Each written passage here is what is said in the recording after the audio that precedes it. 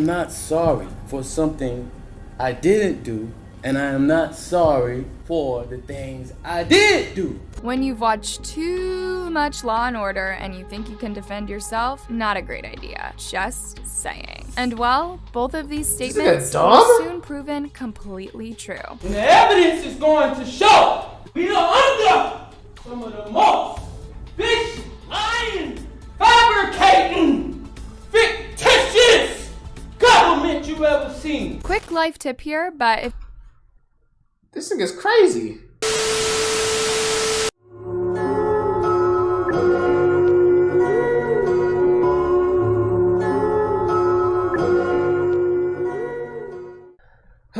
What is this? The man who killed his special needs daughter and girlfriend with no...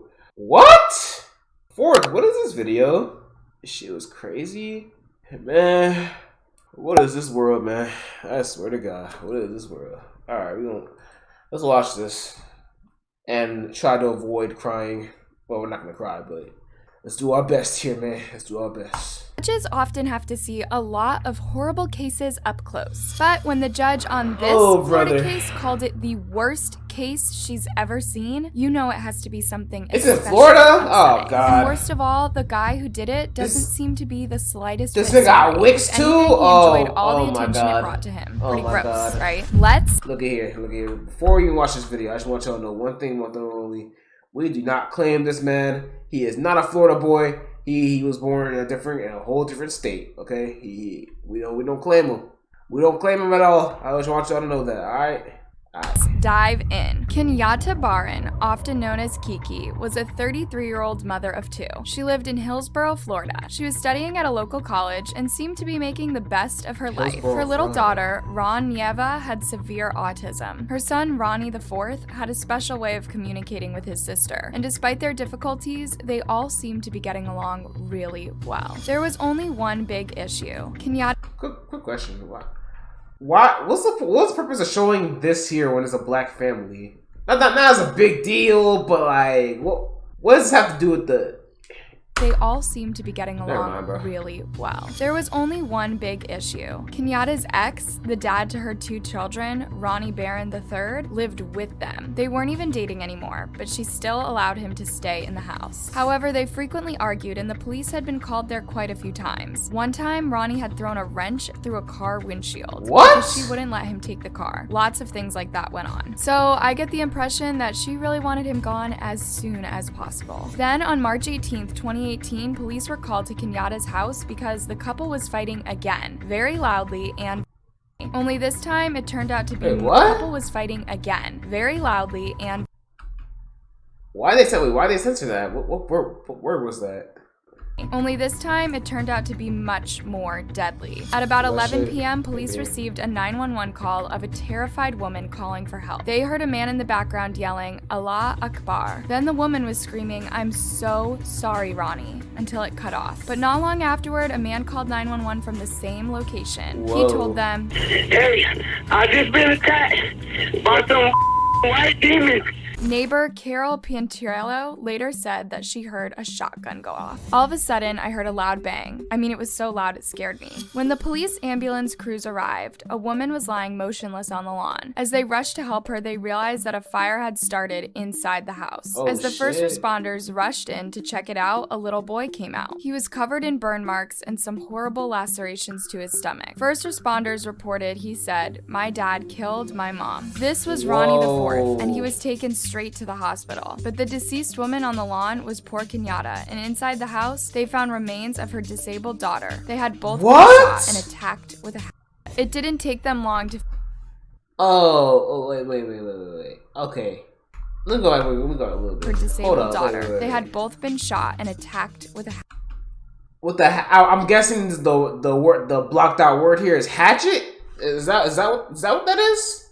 Well, with the hatchet? How do you even... Okay, what do you have to fucking do to... How is that even possible? How you attack them with the hatchet and then shoot them with the... Hey, man.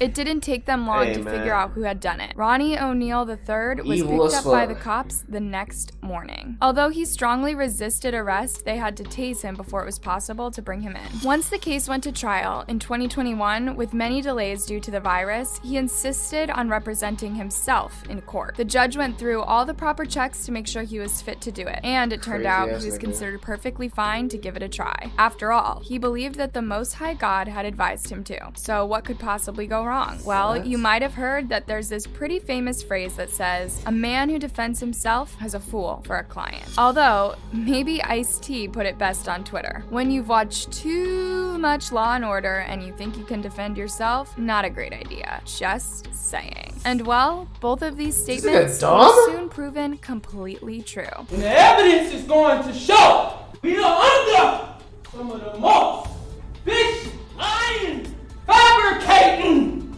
fictitious government you ever seen. Quick life tip here, but if this nigga's crazy. No, this nigga, no, like that ass. This dude is literally, legitimately like crazy. Like, no. Let's be 100% here. Let's be 100% here. What could you possibly say to your defense here? What could you possibly say? Like, your son literally said that you killed his mother and his sister. What could you possibly say to your defense? You can't say it. Like, you legit can't say anything. You're done. All right, you're caught in 4K. Your life is over. I hope they give you the chair. I hope they gave me the chair. if you're ever in court, probably don't do any of this. His aggressive opening statement went on for 30 minutes. He went on to claim that the police and even the highest parts of the American government had made changes to that awful 911 call to make him look more guilty. Now, he might have had a hazy idea of what evidence actually was, but he really seemed to think a higher power might help him out. Evidence is going to show I look alone. I'm backed by mighty God. Hey man, nah, this nigga crazy. This nigga crazy. You think God's gonna help you, bro? Hey, this nigga, hey, you comedian, bro. You really think God was going to help you after what you did? Really, bro? Okay, yeah, because God's gonna help. A man who killed his own girlfriend and her daughter, right? Like, oh, I'm sorry, not her daughter. Your daughter. I'm sorry, your daughter. Yeah, because God's gonna help that, right? Yeah. When he was playing back, the best way that God can help you is literally by putting you out of your fucking misery. Kenyatta's desperate 911 call from that night, Ronnie was much more concerned about how he sounded in the background. Listen to the background.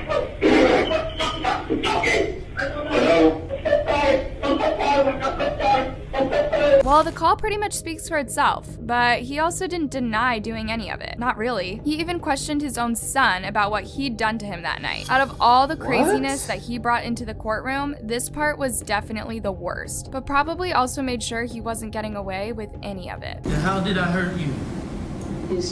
That's so awful. His father had also tried to set him on fire that night. At least he didn't have to be in the same room as Ronnie. The questioning was all done remotely. But that must have been like reliving the trauma all over again. And Ronnie wasn't the tiniest bit empathetic about what he'd inflicted. In fact, Ronnie continued to insist that his son was making most of it up and had been coached for what he said. That's despite the attack on Kenyatta being literally the first thing his son said when he woke up in the hospital. Oh, and during his closing statement, Ronnie totally admitted to Kenyatta's homicide. I did kill Kenyatta Ben, but I want you to tell it like it is. So, the judge looks completely baffled by this guy. I mean, we all are, right? But generously, I'd say he got caught up in the details, either out of denial or because he's determined not to accept what he did. Just speculation though, I wouldn't want to get too far inside his head to figure it out. Way too scary. It was only when it was clear that he might be facing an actual death sentence that Ronnie finally asked for a qualified lawyer to represent him. You could... Bro, what is even the point of asking a lawyer, bro? You literally confessed in court. You confessed in court.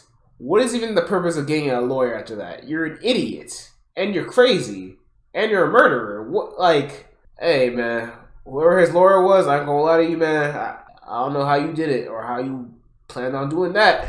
You gotta do a lot to defend this man. Say it was a little bit too late. But how does someone get into that state of mind? Let's just take a quick look at Ronnie's early life. This is in no way a defense of what he did, but he did have a pretty awful time at first. He and his brother were by teenage relatives when they were only little. He would all Wait, what? time at first. He and his brother were